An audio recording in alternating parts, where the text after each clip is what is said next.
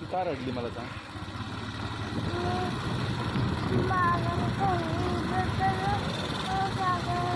जोरात बोल, मला ऐकू येत नाही. मला ऐकू नाही येत.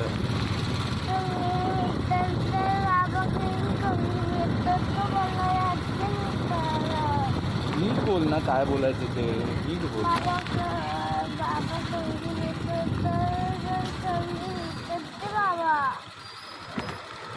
केस विचारतो, मला एवढंच कळलं. केस विचारतो बाबा, मला काय अजून कळलेलं नाही. पुढे बोल.